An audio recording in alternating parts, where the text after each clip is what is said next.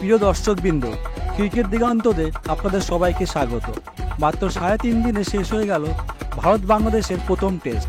চেন্নাইয়ের মাঠে ভারতের দাপট, রবিচন্দ্রন অশ্বিনের প্রথম ইনিংসের গুরুত্বপূর্ণ ব্যাটিং, তারপর বোলিংয়ে ম্যাজিক, ঋষভ পান্ত ও রবীন্দ্র জাদেজার দুর্দান্ত ফর্ম আর বুমরার অসাধারণ বোলিং, সব মিলিয়ে রোহিত শর্মার দল যেন বাংলাদেশকে টর্নেডোর মতন উড়িয়ে দিল।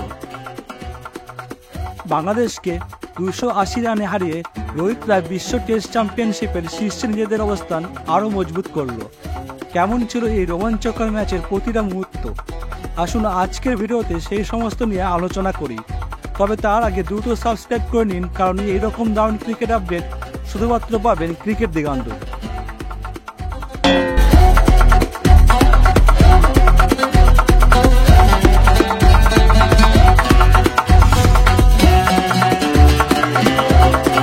ভারতের এই বিশাল জয় তাদের বিশ্ব টেস্ট চ্যাম্পিয়নশিপের অবস্থানকে আরও শক্তিশালী করেছে। বর্তমানে রোহিত শর্মার নেতৃত্বাধীন দল 10টি ম্যাচ খেলে 7টি জিতেছে এবং তাদের পয়েন্ট শতাংশ 71.67। অস্ট্রেলিয়ার সাথে পয়েন্টের ব্যবধানও আরও বাড়িয়েছে তারা। তবে এই ম্যাচে ভারতের পারফরমেন্স শুধু সংখ্যা নয়, বরং দলের একাত্ম আর দক্ষতার প্রতিফলন। চলুন এবার ম্যাচের বিশ্লেষণে যাই। প্রথম ইনিংসে ভারতে 144 রানে 6 উইকেট হারায়। তখনই গুরুত্বপূর্ণ সময়ে ব্যাট হাতে দাঁড়িয়ে যান রবিচন্দ্রন অশ্বিন এবং রবীন্দ্র জাদেজা। তাদের অসাধারণ পার্টনারশিপই ভারতের ইনিংসকে মজবুত করে তোলে। অস্ট্রেলিয়ার 113 রানের ইনিংস, জাদেজার 86 রানের দুর্দান্ত ব্যাটিং ছিল ভারতের প্রথম ইনিংসের বড় প্রাপ্তি।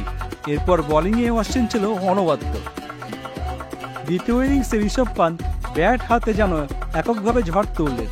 তার আগ্রাসী 109 রানের ইনিংস ভারতকে আরও এগিয়ে নিয়ে গেল। টেস্ট ক্রিকেটের দীর্ঘ বিরতির পরও পান্ত প্রমাণ করে দিলেন কেন তিনি এই ফরম্যাটে ভারতের জন্য এত গুরুত্বপূর্ণ। কোচ গৌতম গম্ভীর নিজে পান্তের প্রশংসা করে বলেছেন, পান্তের ফর্ম ভারতকে দ্বিতীয় ইনিংসকে বড় সুবিধা দিয়েছে।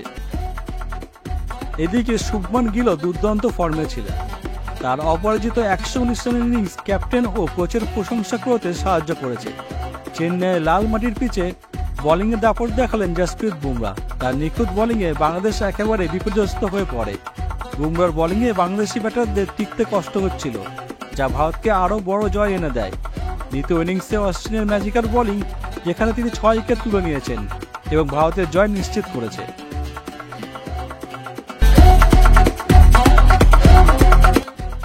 বাংলাদেশের প্রাপ্তি নিয়ে কথা বলতে গেলে তাদের পেস বোলারদের পারফরমেন্স সত্যিই উল্লেখযোগ্য।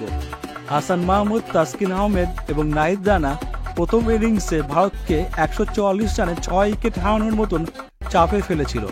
তবে এরপর অশ্বিন জাদেজার ব্যাটিং পার্টনারশিপ এবং ভারতের শক্তিশালী বোলিং বাংলাদেশের স্বপ্নকে ভেঙে দেয়।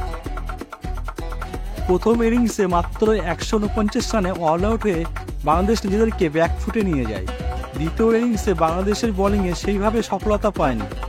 তবে দলের জন্য স্বস্তির কথা ছিল অধিনায়ক নাজমুল হোসেন শান্তের ফর্মে ফেরা। দ্বিতীয় ইনিংসে তার ব্যাট থেকে এসেছে 82 রান।